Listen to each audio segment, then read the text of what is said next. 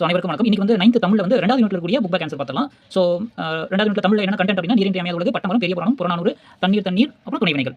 So book page number 55. So 55 பார்த்தோம்னா கற்பை கடப்பின் அது பொருத்தமான துணைவினைகளை பயன்படுத்துக. மனிதனையும் விலங்குகளையும் வேறுபடுத்துவது மொழியாகும்.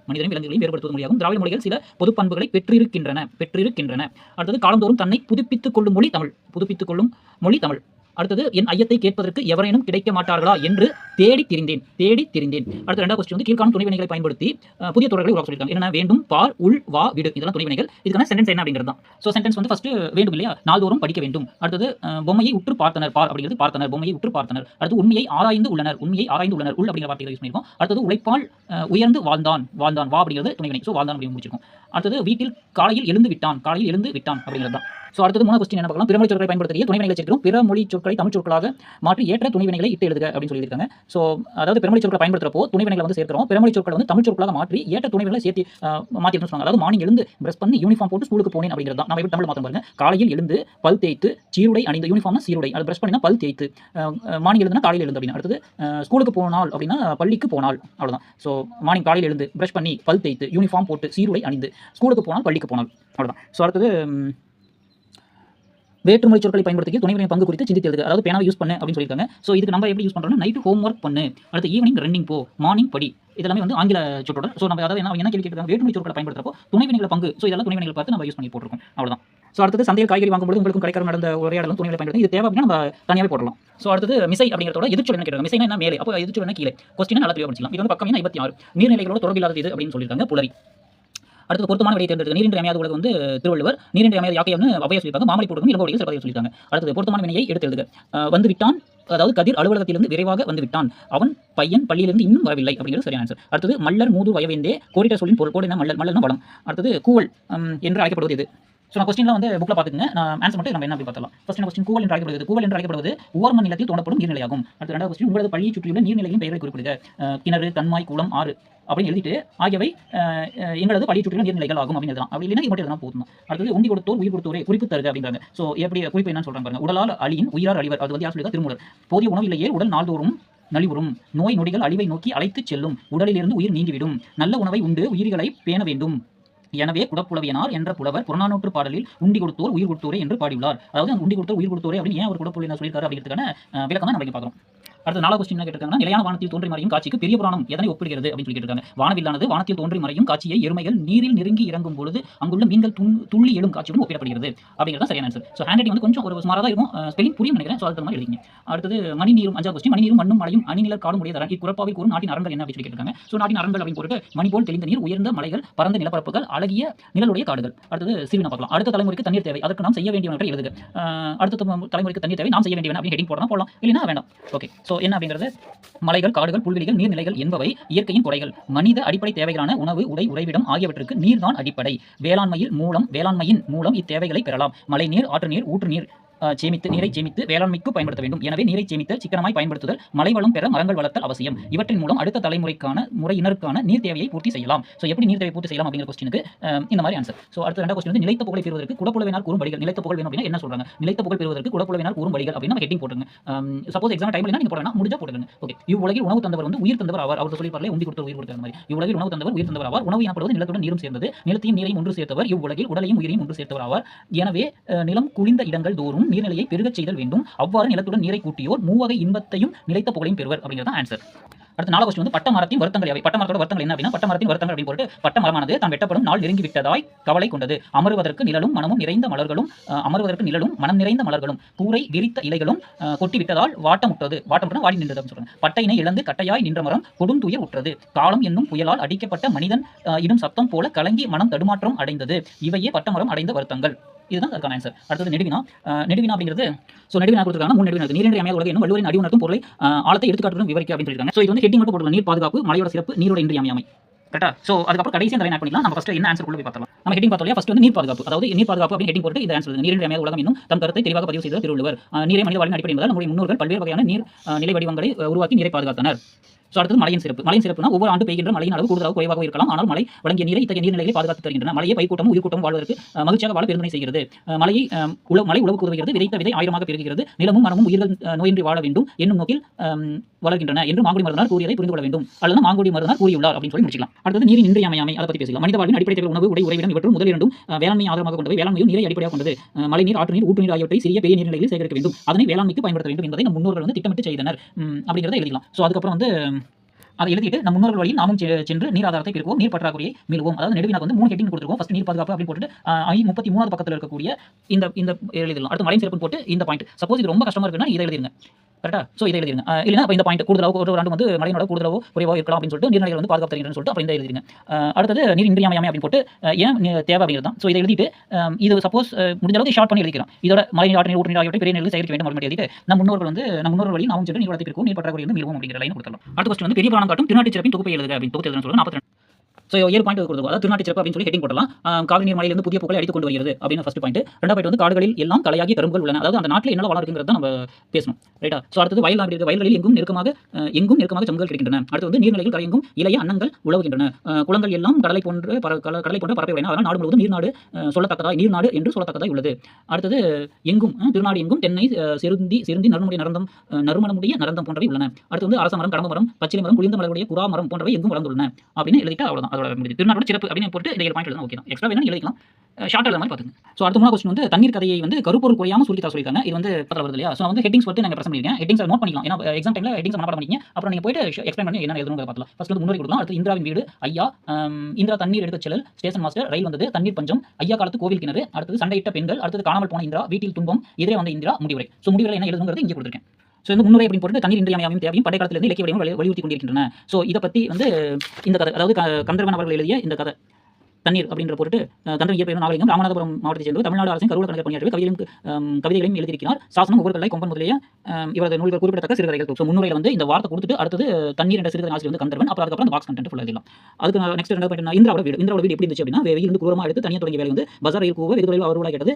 வல்ல நேர்ந்த தாண்டியது இன்ஜின் டிரைவர்கள் இப்படித்தான் ஓடியது செய்வார்கள். திண்ணைக்கு ஓடி துணை பிடித்துக் கொண்டு திரும்பி பார்த்தால் இந்திரா தூரத்தில் ரயில் வருவது மங்களாய் உள்ளே அம்மா பொட்டு தண்ணீர் இல்லை என்று ஊதல் அனிச்சையாக சொல்லிக் கொண்டிருந்தாள் அப்படின்னு போட்டுங்க. அதாவது அந்த சத்தம் கேட்ட உடனே அம்மா சொல்றாங்க இல்ல போட்டு தண்ணி இல்லை அப்படிங்கிறது. அடுத்து ஐயா அப்படி ஹெட்டிங் போட்டு ஐயா சனியாட்டை பார்த்தபடி ஐயாவுக்கு எப்பொழுதும் கணக்கு தான். நாட்டுக்குட்டி போட குட்டி பெருக்கு குட்டிகள் குபேரனாகும் கணக்கு தான் அப்படின்னு ஐயாவை சொல்ற மாதிரி நம்ம சொல்றோம். அதாவது ஐயா பாயிண்ட் ஆஃப் வியூல இல்லாம நம்ம பாயிண்ட் ஆஃப் வியூல சொல்றோம் கணக்கு தான். அவர் என்ன பண்றாரு கணக்கு தான் பண்ணிட்டு இருக்காரு எத்தனை நாள் கூட்டி போடுன்னு சொல்லி. அடுத்தது இந்திரா தண்ணீர் எடுக்க சொல்லல். இந்திரா எப்படி சொல்றாங்க? இந்திரா குடத்தை தூக்கி இடுப்பில் வைத்துக் கொண்டு வாரியை தாண்டி ஓடினால் மேட்டை எட்டும்பொழுது 7 பெண்கள் இடுப்பில் குழந்தையோடு ஓடி வந்து இந்திராவை பார்த்தார்கள். எல்லோரும் வாலிப பெண்கள் அப்படின்னு சொல்லுங்க. ஸோ இருப்பின் இந்திரா இதில் படுகட்டியான பின் எல்லோருக்கும் முன்பாக இடம் பிடித்து பதட்டமே இல்லாமல் நின்றாள் அப்படின்னு சொல்லி முடிச்சிக்கலாம். இது 4வது பாயிண்ட் போடலாம். அடுத்து 5வது பாயிண்ட் ஸ்டேஷன் மாஸ்டர் பற்றி நம்ம சொல்றோம். ஸ்டேஷன் மாஸ்டர் வெள்ளை உடைகளோடும் பச்சை கொடியோடும் வந்தவர். இந்த சச்சரவை பார்த்துட்டு ஒரு நாளைக்கு ஸ்குவாடை வர சொல்லி எல்லோரையும் அள்ளி கொண்டு போய் ஜெயில போடுறேன் அப்படின்றாரு. அதுதான். அடுத்து ரயில் வந்துருச்சு. ஸோ ரயில் வந்தது அப்படின்னு 6வது பாயிண்ட். ரயில் காட்டு யானை பிளறி கொண்டு வருவது போல் ரயில் நிலையத்துக்குள் நுழைந்தது. பயணிகள் எழுந்து முன்பாக இந்திரா குளத்தோட பெட்டிக்குள் பாய்ந்தால் முகம் கழுவும் பேசின் குழாய் எடுத்து வேகமாக அரை செம்பு காய்ச்சும் போது குளத்தில் தண்ணீர் ஊற்றி கொண்டிருந்தார். அடுத்து தண்ணீர் பஞ்சம். ஸோ ஏன் அவங்க ஊற்றுறாங்க அப்படிங்கிறது தான். ஸோ இப்பொழுது பிடிக்கும் தண்ணீர் தான் நாளை சாயந்தரம் வரைக்குமான குடிநீர் அப்படின்னு போடலாம். இதுதான் நாளை சாயந்தரம் வரை குடிநீர் அப்படின்னு போட்டாலும் ஸோ இதுவும் கிடையாது. பிளாப்பட்டிக்கு தான் போக வேண்டும். நல்ல தண்ணீர் இருக்கு. ஸோ இந்த ஊருக்கு அக்கம் பக்கத்து ஊரும் ஒவ்வொரு அரித்து போயினா உப்பு வந்துருச்சு.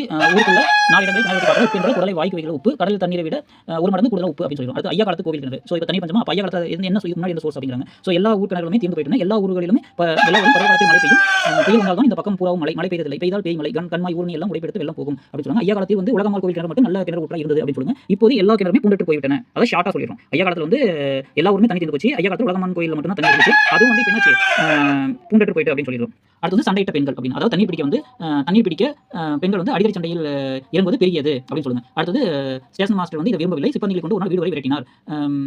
அன்று ஒரு பொட்டு தண்ணி கூட கொண்டு போக முடியவில்லை அப்படின்னு எழுதிடுறோம். ஸோ அன்றைக்கி தண்ணி பிடிக்க முடியல அப்படின்னு சொல்லிட்டோம். அடுத்தது காலையில் காணாமல் போன இந்திரா. ஸோ ஒரு நாள் ரயில் வேகம் அதிகரித்து தண்ணீர் பிடிக்க அதாவது காணாமல் போன இந்திரா ஒரு நாள் தண்ணீர் பிடிக்க ரயிலில் அதாவது ஒரு நாள் ரயில் பிடித்து கொண்டிருக்கிறது. திடீரென ரயில் வேகம் பிளாட்ஃபாரத்திலிருந்து கிளம்பியது. ஸோ ரயில் வேகம் அதிகரித்து பிளாட்ஃபார்ம் முனைவது போல் இருந்தது. அதாவது ஒரு நாள் தண்ணீர் பிடிக்க தண்ணீர் பிடித்துக் கொண்டிருக்கிறது அப்படின்னு சொல்லலாம். ஒரு நாள் தண்ணீர் பிடித்துக் கொண்டிருக்கும் பொழுது ரயில் கிளம்பியது. ரயில் வேகம் அதிகரித்து பிளாட்ஃபார்ம் முனைவு போல் இருந்தது. படபட செம்பை எடுத்து குடத்தை பாதியில் போட்டு குதிக்க போனால் ஸோ உடனே வடக்கத்தி பெண் ஓடி இவளை இழுத்து வண்டிக்குள் தள்ளி கோவமாக கத்தினால் மொழி பிரிவில் தற்கொலை பண்ணி கொள்ளவா அப்படின்னு சொல்லி பார்த்தா என்று எந்த மாதிரி ஒழிச்சது. ஸோ அடுத்தது என்ன பண்ணிட்டாங்க? ரயிலே போயிட்டாங்க. அடுத்து வீட்டில் துன்பம். ஸோ என்ன சொன்னாங்க? இந்திரா வராததுனால ஐயா அம்மா ஊருக்காரர்கள் எல்லாமே துன்பப்பட்டாங்க அப்படின்னு சொல்லி போடணும். இங்கே தேர்னாங்க அப்படின்றதுக்குள்ளே அதை நம்ம எழுதிக்கலாம். எம்புள்ள எந்த ஊர் தண்டவாளத்தில் விழுந்து கிடக்கோ அவளால் அடக்க முடியவில்லை. அவளை யாரும் பிடித்து அடக்கவும் இல்லை அப்படின்னு சொல்லி ஆவேசம் வந்த போல் ரயில் நிலையத்தில் ஓடினார் அப்படின்னு சொல்லி போடுறாங்க. ஸோ வீட்டுக்கு துன்பம் அப்படிங்கிறது என்ன, அதாவது வீட்டில் எப்படி துன்பம் இருந்துச்சு அப்படின்னா, இந்திரா வராதனால ஐயா, அம்மா, ஊர்க்காரர்கள் வந்து துன்பப்பட்டனர் அப்படின்னு சொல்லலாம். அதுக்கப்புறம் வந்து என் புள்ள வந்து எந்த ஊர் தண்டவாளத்தில் விழுந்து கிடக்கோ அவளால் அடக்க முடியவில்லை, அவளை யாரும் பிடித்து அடக்க முடியலை. ஆவேசம் வந்தவள் போல் ரயில் நிலையத்துக்கு ஓடினால், பின்னாலேயே ஐயா ஊர்ஜனமும் ஓடியது, பொழுது ஏற்றி கொண்டிருந்தது, அம்மா தண்டவாளத்து ஓரத்திலேயே ஓட ஆரம்பித்தாள் அப்படின்னு சொல்லி போடலாம். அடுத்து இதே வந்து இந்திரா தூரத்தில் ஒரு உருவம் தெரிந்தது அப்படிங்கிறது எழுதிட்டு நெருங்க அம்மா தான் முதலில் கத்தினாள். அந்த இந்திரா வருது, இடுப்பில் தண்ணீர் கொடுத்தோடு இந்திரா கூட்டத்தருகில் வந்தாள். அடுத்தது என்ன சொல்றாங்க, மகள் வந்து சேர்ந்தது மலர்ந்து ஐயா கேட்டால் பையன்களை இதையும் சேர்ந்து கொண்டு வந்தாயா, அதான் இந்த லைன் வேண்டாம். ஓகேவா. அடுத்தது பையன்களை இதையும் சேர்ந்து இத்தனை நாளுக்கு இத்தனை மயிலுக்கும் அப்படின்னு சொல்லி இந்திரா இத்தனை மயிலுக்கும் அப்படின்னு இந்திரா சொன்னா, என்ன சொன்னா, நாளைக்கு வரைக்கும் குடிக்க எங்க போறது. ஸோ இப்போ நம்ம என்ன பார்த்துருக்கோம்னா, முன்னுரை இந்திராவோட வீடு, ஐயா இந்திராவோட தண்ணீர் எடுத்து செல்ல ஸ்டேஷன் மாஸ்டர், ரயில் வந்தது, தண்ணீர் பஞ்சம், ஐயா காலத்து கோவில் கிடந்து, சண்டையிட்ட பின்பு காணாமல் போன இந்திரா, வீட்டில் துன்பம், எதிரே வந்த இந்திரா. இப்போ முடிவை என்ன சொல்றோம், நீரின்றி அமையாத உலகு. இதனை கந்தர்வன் அவர்கள் வந்து தண்ணீர் கதையில் வந்து தெளிவாக கூறியுள்ளார். நீர் பற்றாக்குறை உள்ள கிராமங்களில் துயரத்தை படம்பிடித்து காட்டும் சிறுகதை இது அப்படின்னு சொல்லி முடிவை முடிச்சிடலாம். ஸோ எல்லாமே ஷார்ட்டாக தான் சொல்லியிருக்கேன் நினைக்கிறேன். ஸோ கூட வரைக்கும் இன்னும் கூட சென்டென்ஸ் வந்து ஷார்ட் பண்ணி வைங்க, எளிமையாக எழுதிங்க. ஏன்னா அப்போ தான் டைம் பத்தும். ஏன்னா தமிழில் எழுத்து வடிவம் கொடுத்து எழுதுறது கொஞ்சம் கஷ்டமாக இருக்கும். அதனால ஹேண்ட்ரைட்டிங் பார்த்தா தெரியுமே. ஸோ எழுதுறப்ப கொஞ்சம் கஷ்டம். ஓகேவா. இதோட வந்து தண்ணீர் அந்த நெடுவினா வந்து முடிஞ்சது. அடுத்தது வந்து மொழியை படித்து சுவைக்க இருக்குது யூமாவாசி அவரோட. அடுத்தது வந்து பொன்மொழிகள் வந்து என்னன்னு பார்த்தலாம். ஸோ ஃபர்ஸ்ட் பொன்மொழி என்னன்னா, every flower is a soul blossom in nature அப்படின்னு சொல்லியிருக்காங்க. ஸோ அதாவது ஒவ்வொரு பூவும் இயற்கையில் ஒரு ஆன்மா மலர்ந்தது போல, ஜெராட் டி நெர்வல் அப்படிங்கிறது. அடுத்தது sunset is still my favourite colour and rainbow is second, மார்ட்டி Steve fennec அப்படிங்கிறாங்க. சூரிய அஸ்தமனமே எனக்கு பிடித்த நிறம், வானவில் வந்து இரண்டாவது அப்படின்னு சொல்லியிருக்காங்க. அடுத்தது மூணாவது, and early morning walk is a blessing for the whole day அப்படிங்கிற அதிகாலை நடைப்பயிற்சி நாள் முழுமைக்கும் ஆசீர்வாதம்ங்கிறாங்க. அடுத்தது just living is not enough, one must have sunshine, freedom, a little flower அப்படின்னு சொல்லியிருக்காங்க. ஹாரிஸ் கிறிஸ்டைன் அப்படின்னு வாழ்வது மட்டும் போதுமானதல்ல, அதில் வந்து சூரியோதயம், சுதந்திரம் மற்றும் சிறு பூக்களும் இருக்க வேண்டும் அப்படின்னு சொல்றாங்க. அடுத்து வந்து பிழையை நீக்கி எழுதுக. சார் ஆர்த்தர் காட்டன் கல்லணையின் கட்டுமான உத்தியை இக்கு கொண்டு தௌலீஸ்வரம் அணையை கட்டினார் அப்படின்னு சொல்லியிருக்கும். ரைட்டா, உத்தி இருக்கும், உத்தியைக்கு சேர்த்து எழுதணும். நான் இங்கே எழுதிட்டேன், நீங்க ஆன்சர் எழுதும்போது எழுதிட்டு வந்து அன்லைன் பண்ணிக்கணும். ஓகேவா. அடுத்தது மதியழகன் தீக்காயம் ஏற்பட்ட இடத்தில் உடனடியாக தண்ணீர் கொண்டு குளிர வைத்தாள் அப்படின்னு இருக்கு. மதியழகன் சோ குளிர வைத்தான். இப்போ தண்ணீர் அப்படிங்கிற தண்ணீர் ரை போட்டு அன்லைன் பண்ணுங்க. அடுத்து குளிர வைத்தாள் இருக்கு, குளிர வைத்தான். ஓகே, குளிர வைத்தான் அப்படின்னு போடலாம். அடுத்தது மலையை பயிர்கூட்டம் உயிர்கூட்டமும் வாழ பெருந்துணை புரிகின்றது அப்படின்னு வாழ வந்து ஸ்பேஸ் விட்டுருணும். அடுத்தது நீரனும் மாலனும் அவசர தொடர்புக்கான தொலைபேசி எண்கள் பட்டியலை வைத்திருக்கின்றனர் அப்படின்னு சொல்லிடணும். பிறவணியில் சொல்லுவோம். ஓகே. சூறாவளியின் போது மேல் மாடியில் தங்காமல் தரைத்தளத்திலேயே தங்கியதால் தப்பிப்பான் சொல்லக்கூடாது, தப்பினான் அப்படின்னு சொல்லி சொல்லணும். அடுத்து வந்து பழமொழி சொற்களை பயன்படுத்தி சுற்றுடல் என்ன இருக்கு, நெல்லுக்கு பாய்கின்ற தண்ணீர் புல்லுக்கு பாய்வது போல, தண்ணீர் வெந்நீரானாலும் நெருப்பை அணைக்கும், வெள்ள பாயும் தண்ணீர் கல்லையும் கரைக்கும், கிணற்று தண்ணீர் வெள்ளம் கொண்டு போகாது. ஸோ நான் வந்து சென்டென்ஸ் எழுதியிருக்கேன். அன்னதானம் போடும் இடத்தில் காக்கை நாய்க்கு உணவு கிடைத்தது போல, நெல்லுக்கு பாய்கின்ற தண்ணீர் புல்லுக்கும் பாய்வது போல இருந்தது. அடுத்தது வள்ளல் தன்மை உடையவன் வறுமையை சந்தித்தாலும் தண்ணீர் வெந்நீரானாலும் நெருப்பை அணைக்கும் என்பது போல வள்ளல் தன்மையும் மாறலாம். மெல்ல பாயும் தண்ணீர் கல்லையும் கரைக்கும் என்பது போல திருவாசகத்தை படிக்க கல்மனமும் கரையும் அப்படின்னு சொல்லியிருக்காங்க. அடுத்தது கிணற்று தண்ணீரை வெள்ளம் கொண்டு போகாதது போல சான்றோரின் நிலைத்த புகழை பழிச்சொல்லல் அழிக்க முடியாது. இங்கே வந்து நான் எது பழமொழியோ அதை வந்து நான் அலைன் பண்ணி வச்சிருக்கேன். ஸோ அடுத்தது வந்து நெக்ஸ்ட் வடிவமாற்றம் செய்ய நீர் சுழற்சி குறித்து கருத்து விளக்கப்படுத்தும் உட்பொருளை புரிந்து பத்தியாக மாற்றாங்க. ஒரு டயக்ராம் கொடுத்துருக்காங்க இல்லையா, இந்த டயக்ராம்ல வந்து பத்தியாக சொல்லியிருக்காங்க. ஸோ கடல் நீர், தரைவழி நீரோட்டம் ஆகியவற்றின் மூலமாக நீர் ஆவியாகிறது, வேகமாக உறைந்து வாயுமண்டலத்தில் சேர்ந்து மேகக்கூட்டமாய் மாறுகிறது. வெப்பச்சலனத்தாலோ காற்று மண்டலத்தாலோ மேகம் குளிர்ந்து மழையாக பொழிகிறது, நிலம் குளிர்ந்து நிலத்தடி நீர் மட்டம் உயர்கிறது, கடல் நீர் மட்டம் உயர்கிறது, மீண்டும் நிலம் குளிர்ந்து ஆவியாகிறது. இது வந்து ஒரு சுழற்சி முறையாகும். ஹேண்ட் எழுத்துக்கள் புரியும் நினைக்கிறேன். ஸோ கொஞ்சம் பொறுமையாக நிறுத்தி வச்சு எழுதிங்க. அடுத்தது ஒரு வரவேற்பு மடல், அதாவது சுற்றுச்சூழலை பேணி காக்கும் பள்ளிகளின் வரிசையில் மாவட்டத்திலே சிறந்ததாக உங்கள் பள்ளி தேர்ந்தெடுக்கப்பட்டுள்ளது. அதனை கொண்டாடும் விழாவில் கலந்து கொள்ளும் மாவட்ட கல்வி அலுவலருக்கு வரவேற்பு மடல் ஒன்றை எழுதுக அப்படிங்கிறாங்க. ஸோ நீங்கள் வந்து யாராவது வரவேற்பு வாசிக்கிறீங்கன்னா அந்த மாதிரி வரவேற்கிற மாதிரி எழுத சொல்லியிருக்காங்க. ஸோ வரவேற்பு மடல் அப்படி போட்டு இடம் வந்து ஸ்கூல் பேர் கரெக்டாக நாள் தேதி போட்டுங்க. அடுத்தது என்ன நம்ம வாசிக்கணும் பாருங்க. வரவேற்பு மடலில் கல்வி என்னும் கலங்கரை விளக்காக ஒளி வீசி நிற்கும் மாவட்ட கல்வி அலுவலர் அவர்களே, எம் பள்ளியின் சார்பில் பணிவான வணக்கம். அடுத்தது கடல் என விரிந்த கல்வியை கற்று கல்வி நிறுவனங்களையும் ஆசிரியர்களையும் மாணவர்களையும் வழிநடத்தும் மாவட்ட கல்வி அலுவலர் அவர்களை வருக என வரவேற்பதில் எம் பள்ளி பெருமையும் மகிழ்ச்சியும் கொள்கிறது. நாம் வாழும் சூழலே நம்மை உருவாக்குகிறது. வாழுமிடத்தின் தூய்மையை உடல் நலம் மனநலம் சிறக்க வழி அமைக்கும் என்பதை நாம் அறிவோம். சுத்தம் சுகம் தரும் என்பதை நன்குணர்ந்து பள்ளி வளாக தூய்மையும் போற்றினோம். பள்ளியை சுற்றியுள்ள பகுதியையும் பேணி காத்தோம். இனம் கண்டு மாவட்ட கல்வி அலுவலர் அவர்கள் நம் பள்ளியை தேர்வு செய்து பாராட்டுகிறார்கள். தூய்மை பேணுவதுடன் மரம் செடி கொடிகள் என பசுமை நிறைந்த அழகான பள்ளியாக பராமரித்து வருகிறோம். சுற்றுச்சூழலை பேணும் சிறந்த பள்ளி என்று தேர்வு செய்த மாவட்ட கல்வி அலுவலர் அவர்களுக்கு மனமார்ந்த நன்றியை தெரிவித்துக் கொள்கிறோம். தொடர்ந்து என்றும் தூய்மை பேணி அழகை போற்றி மெருகூட்டி பாதுகாப்போம் என கூறி விழாவை சிறப்பிக்க மாவட்ட கல்வி அலுவலர் அவர்களை வணங்கி மீண்டும் வருக என வரவேற்கிறேன். நன்றி. ஸோ இங்கே வந்து மாணவர்கள், அதாவது வாசிக்கும் பொழுது இங்கே மாணவர்கள் வேணா நன்றி அப்படின்னு சொன்னாலே போதுமானது. அடுத்து வந்து நயம் பாராட்டுக. ஸோ கவிமணி அவரோட கல்லும் மலையும் குதித்து வந்தேன், பெருங்கடலும் செடியும் கடந்து வந்தேன், எல்லை விரிந்த சமவெளி எங்கும் நான் இறங்கி தவழ்ந்து வந்தேன், ஏறாத மேடை ஏறி வந்தேன், பல ஏரியில் குளங்கள் நிரம்பி வந்தேன், ஊராத ஊற்றிலும் உட்புகுந்தேன், மணல் உடையில் பொங்கிட ஓடியும். இது வந்து நம்ம என்ன பண்ணணும்னா கண்ட நயம் பாராட்டணும். ஸோ நல்லா இருக்கு அப்படின்னு சொல்லி. ஸோ திரண்ட கருத்து என்ன அப்படின்னா, மழைநீரானது மலையிலிருந்து குதித்துக் கொண்டு காடு செடிகளை கடந்து ஏரி குளங்களை நிரப்பி ஊற்றுகளை உட்புகுந்து மணல் உடைகள் பொங்கிட ஓடி வந்தது. அது வந்து திரண்ட கருத்து, மொத்தமான கருத்து. மைய கருத்து அப்படின்னா எதை பற்றி முக்கியமாக இதை சென்றால் இது நீரோட வரவு குறித்து கூறப்பட்டுள்ளது. ரைட்டா. அடுத்தது சந்த நயம் அப்படிங்கிறது கலிநெடிலடி ஆசிரியப்பா அப்படின்னு இருந்தாவே போதும். கலிநெடிலடி ஆசிரியப்பா வந்துள்ளது. தொலை நயம் எதுகை வந்து இரண்டாம் இடத்து ஒன்றி வருவது, எதுகை கல்லும் எல்லை. அடுத்தது ஏறாத ஊராத. ஸோ இந்த எழுத்து வந்து அண்டர்லைன் பண்ணுது. ரெண்டாவது எழுத்து வந்து ஒரே மாதிரி இருக்குது அப்படிங்கிறதுக்கு பிளாக் அண்டர்லைன் பண்ணிங்க. அடுத்து மோனை வந்து முதல் எழுத்து ஒன்றிய வர தொடுப்பது அப்படிங்கிறது மோனை. முதல் எழுத்து ஒன்றிய தொடுப்பது. இங்கே வந்து கா கா. அடுத்து ஏ. அடுத்தது எய்பு தொடை. இறுதி சீர் அசை எழுத்து இவற்றில் ஏதேனும் ஒன்று வருவது எய்பு தொடை. வந்தேன். அது வந்தேங்கிறது எய்பு தொடை. அணிநயம் அப்படிங்கிறது சொற்பொருள் பின்வரும் நிலையம். வந்தேன் என்ற சொல்லி மீண்டும் வந்து ஒரே பொருள் தருவதால் சொற்பொருள் பின்வரும் நிலையினை ஆற்று. தலைப்பு அப்படிங்கிறது நீரின் பயணம். அடுத்து மொழியோட விளையாட்டு வந்து ஆற்றங்கரையோரம், ஆறு கரையோரம், இந்த மாதிரி கடையில் வள்ளல்கள், எடுப்பார் கைப்பிள்ளை, தமிழ் எழுத்து பாய்மர கப்பல், எட்டுக்கால் பூச்சி. ஸோ இதுக்குள்ள இருக்கக்கூடிய வார்த்தைகள் கண்டுபிடி சொல்லியிருக்காங்க. கடையர் வள்ளல்கள் கடை 7. ஓகே 7 வள்ளல் கல் வலு வடை கழு கல். அடுத்தது எனது எடுப்பார் கைப்பிள்ளை எடு பார் கை பிள்ளை பாடு பாகை பானை. அடுத்தது தமிழ் எழுத்து தமிழ் விடு தூது தவிடு தூவி தடு தூவி. அடுத்தது பாய்மர கப்பல் பாய் மரம் கல் பல் கப்பல் பாகல் மல். அடுத்தது எடுக்கால் பூச்சி எட்டு கால் பூச்சி பூ காடு எடு சிட்டு பூட்டு காட்சி. அடுத்தது அகராதியில் காண்க. ஃபர்ஸ்ட் வந்து கந்தி. கந்தினா கமுகு மணப்பொருள். நெடில் அப்படின்னா நீண்டது மூங்கில். பாலி அப்படின்னா ஒரு மொழி. பாலி அப்படின்னா ஒரு மகி அப்படின்னா பூமி பசு. கம்புல் அப்படின்னா சங்கு சம்பங்கோழி. ஓகேவா இது சம்பங்கோழி. கைச்சாந்து அப்படின்னா கையெழுத்து துண்டு. கையெழுத்து துண்டு. ஸோ அடுத்து வந்து சொற்களை இணைத்து விரிவுபடுத்துன்னு சொல்லியிருக்காங்க. அரிசி போடுகிறேன், அதாவது புறாவுக்கு அரிசி போடுகிறேன், காலையில் புறாவுக்கு அரிசி போடுகிறேன், நாள்தோறும் காலை புறாவுக்கு அரிசி போடுகிறேன், நான் நாள்தோறும் காலை புறாவுக்கு அரிசி போடுகிறேன், நான் நாள்தோறும் காலையில் மறக்காமல் புறாவுக்கு அரிசி போடுகிறேன், நான் நாள்தோறும் காலையில் ஒருபோதும் மறக்காமல் அரிசி போடுகிறேன். ஸோ இந்த மாதிரி மழை பெய்தது, வானவில்லை பார்த்தேன், குழந்தை சிரித்தது, எறும்புகள் போகின்றன, படம் வரைந்தான். இதெல்லாமே நம்ம சென்டென்ஸாக ஒரு வேர்டிங் சேர்த்து பேசணும். ஸோ ஃபர்ஸ்ட் சென்டென்ஸ் மழை பெய்தது. அடுத்து என்ன பண்ணுறோம்? நேற்று மழை பெய்தது. அடுத்தது நேற்று இரவு மழை பெய்தது. ஸோ நேற்று இரவு மழை பெய்தது. அடுத்தது நேற்று இரவு கனமழை பெய்தது. அடுத்தது நேற்று இரவு இடைவிடாமல் கனமழை பெய்தது. அடுத்தது நேற்று இரவு முழுவதும் இடைவிடாமல் கனமழை பெய்தது. ஸோ நான் டிட்டோ போட்டிருக்கேன். சென்டென்ஸ் வந்து கம்ப்ளீட் பண்ணிருக்கேன். நான் வாசிச்சிருக்கேன் இல்லையா, அதை வச்சு பார்த்துங்க. நேற்று மழை பெய்தது, நேற்று இரவு மழை பெய்தது, நேற்று இரவு கனமழை பெய்தது, நேற்று இரவு இடைவிடாமல் கனமழை பெய்தது, நேற்று இரவு முழுவதும் இடைவிடாமல் கனமழை பெய்தது. அடுத்தது என்னது? வானவில்லை பார்த்தேனா. நேற்று வானவில்லை பார்த்தேன், நேற்று மாலையில் வானவில்லை பார்த்தேன், நேற்று மாலையில் மழை பெய்த பின் கிழக்கில் வானவில்லை பார்த்தேன், நேற்று மாலையில் மழை பெய்த பின் கிழக்கில் 7 நிறங்களில் வானவில்லை பார்த்தேன். ஸோ எந்த வேர்டை வந்து ஆட் பண்ணுறோமோ அதை மட்டும் காமிச்சிருக்கேன். எழுதும்போது சென்டென்ஸ் ஃபுல்லாக எழுதிங்க. அடுத்தது என்னது? குழந்தை சிரித்தது. குழந்தை கைகொட்டி சிரித்தது. குழந்தை பூனையை கண்டு கைகொட்டி சிரித்தது. ஸோ இதெல்லாம் சேர்ந்து இங்கே வந்துடணும். குழந்தை கைகொட்டி சிரித்தது. குழந்தை பூனையை கண்டு கைகொட்டி சிரித்தது. குழந்தை வெண்ணிற பூனையை கண்டு மகிழ்ந்து கைகொட்டி சிரித்தது. மகிழ்ந்து அப்படிங்கிறது தான். குழந்தை வெண்ணிற பூனையை கண்டு கைகொட்டி சிரித்தது. அடுத்தது குழந்தை வெண்ணிற பூனையை கண்டு மகிழ்ந்து கைகொட்டி சிரித்தது. அடுத்தது வந்து குழந்தை வெண்ணிற பூனையை கண்டு மகிழ்ந்து வாளை இழுத்து கைகொட்டி சிரித்தது. இழுத்து. அடுத்தது வந்து 4வது எறும்புகள் போகின்றன. எறும்புகள் வரிசையாக போகின்றன. அடுத்து எறும்புகள் வரிசையாக புற்றை நோக்கி போகின்றன. அடுத்தது எறும்புகள் உணவுடன் வரிசையாக புற்றை நோக்கி போகின்றன. அடுத்தது எறும்புகள் உணவுடன் வரிசையாய் புற்றை நோக்கி ஊர்ந்து போகின்றன. அடுத்தது எறும்புகள் உணவுடன் வரிசையாய் புற்றை நோக்கி எங்கும் நில்லாமல் ஊர்ந்து போகின்றன. ஓகேங்களா? ஸோ வரிசையாக அப்படின்னா வரிசையாய் அப்படின்னு போடலாம். வரிசையாக அப்படி போடலாம். ஓகே தான். அடுத்தது 5வது வந்து படம் வரைந்தான். அவன் தாளில் படம் வரைந்தான். அடுத்து அவன் தாளில் அழகிய படம் வரைந்தான். அடுத்தது அவன் தாளில் அழகிய வண்ணப்படம் வரைந்தான். அடுத்தது அவன் வெற்றி பெற தாளில் அழகிய வண்ணப்படம் வரைந்தான்.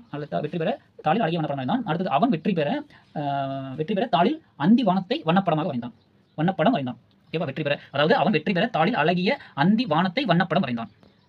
ஸோ அடுத்து என்ன பண்ணுறோம்? வேறுபட்ட வினைச்சொல்லை பயன்படுத்தி முதல் வினைகளை துணை வினைகளாக மாற்று. அதாவது முதல் வினை வந்து பார்த்தேன், கொடுத்தார், நடந்தார், சேர்ந்தார், அமைத்தோம் அப்படிங்க. அதாவது பார்த்தேன் மட்டும் சொல்லியிருக்காங்க. எழுதி பார்த்தேன், தடுக்க பார்த்தேன், ஓட பார்த்தேன், கொடுத்து பார்த்தேன். ஸோ இங்கே வந்து சென்டர் வேர்டு வந்து மாற்றணும். இங்கே சைடில் இருக்க வேர்ட்ஸ் மாற்றணும். அதாவது முதல் வினைகள் வந்து இதை கொடுத்துருக்காங்க. என்ன கேட்டிருக்காங்க? வேறுபட்ட வினைச்சொல்லை பயன்படுத்தி முதல் வினைகளை வந்து துணை வினைகளாக மாற்றணும். ஸோ இது கூட எது சேர்த்துனா துணை வினை. இது வந்து முதல் வினை தான். இது கூட ஒரு வேர்ட்ஸ் வினையச்சம். இதெல்லாம் வினையச்சம். எழுதி, தடுக்க, ஓட, இதெல்லாம் வினையச்சம். அதை சேர்த்தும் பொழுது முதல் வினை வந்து துணை வினையாக மாறிடுது. ஸோ இதே மாதிரி கொடுத்தார், நடந்தான், சேர்ந்தார், அமைத்தோம் அப்படிங்கிறது. இப்போ இந்த கொடுத்தார், நடந்தான், சேர்ந்தார், அமைத்தோங்கிறத நடுவில் எழுதிக்கிங்க. இந்த ரவுண்ட் போட்டுட்டு அதில் என்ன வேர்ட்ஸ் வருங்கிறத மட்டும் நான் சொல்லிடுறேன். ஸோ ஃபர்ஸ்ட் வந்து கொடுத்தார் அப்படிங்கிறது வந்து எழுதி கொடுத்தார், பார்த்து கொடுத்தார், சொல்லி கொடுத்தார், ஒட்டி கொடுத்தார். கரெக்டா? இந்த வேர்டிங்ஸ் வந்து சர்க்கிள் எழுதணும். எழுதி கொடுத்தார், பார்த்து கொடுத்தார், சொல்லி கொடுத்தார், ஒட்டி கொடுத்தார். அடுத்தது என்னது? நடந்தான். கவனமாக, வேகமாக, மெதுவாக, பேசிக்கொண்டே. அந்த 4 சர்க்கிள் இந்த வேர்டிங்ஸ் எழுதணும். அடுத்தது என்னது? சேர்ந்தார், ஒன்று பள்ளியில் வந்து நண்பரோடு. சேர்த்து படிக்கிறப்ப ஒன்று சேர்ந்தார், பள்ளியில் சேர்ந்தார், வந்து சேர்ந்தார், நண்பரோடு சேர்ந்த மாதிரி. அடுத்தது வந்து அமைத்தோம். மேடை, இசை, சங்கம், ஆட்சி. மேடை அமைத்தோம், இசை அமைத்தோம், சங்கம் அமைத்தோம், ஆட்சி அமைத்தோம். அந்த அமைத்தோம் அப்படிங்கிறது அந்த மாதிரி. அடுத்தது வந்து வினையடிகளை முதல் வினையாகவும் துணை வினையாகவும் அமைத்து தொடரில் உருவாக்கு. அதாவது முதல் வினையாகவும் அமைக்கணும், துணை வினையாகவும் அமைக்கணும். வினையடிங்கிறது வா, போ, செய், மாற்று, இரு, கொடு, கொள், எழுது, விடு, போ. ஸோ ஃபர்ஸ்ட் வந்து வினையடி அப்படிங்கிறது வா, வை அப்படின்னு வச்சிருக்காங்க. ஸோ வை அப்படிங்கிறது அவங்க என்ன எழுதியிருக்காங்க? மூட்டையை தலையில் வைத்தான் அப்படிங்கிறது முதல் வினை. அம்மா குழந்தையை தூங்க வைத்தார் அப்படிங்கிறது துணை வினை. தூங்க வைத்தார் இல்லையா, அது துணை வினை. அடுத்தது இலையில் இனிப்பை வைத்தனர் முதல் வினை. நான் உனக்கு ஒரு நூல் வாங்கி வைத்தேன், எதற்கும் சொல்லி வை. இதெல்லாம் வந்து துணை வினையாக இருக்குது. ஸோ அதே மாதிரி நம்ம அடுத்த வார்த்தை வா அப்படின்னா இது வந்து முதல் வினை. இது வந்து துணை வினையாக வர சென்டென்ஸ். வா அப்படின்னா நாளை மாலை வா, அது முதல் வினை. தினமும் நாடி வந்தேன், இது வந்து துணை வினை. போ, நாளை போ அப்படின்னா முதல் வினை. தினமும் பார்க்க போனேன். ரைட்டா? ஸோ வேகமாக எழுதாமா, அதனால கொஞ்சம் கசாப்பு ஆயிடுச்சு. தினமும் பார்க்க போனேன். அடுத்து கொடுத்தாள், பெற்றுக்கொண்டாள். எழுது, நான் எழுதினேன். ஆசிரியர் எழுதச் சொன்னார். இப்போ எழுதினேங்கிறது முதல் வினை, இது தனியாகவே அர்த்தத்தை உங்களுக்கு சொல்லுது.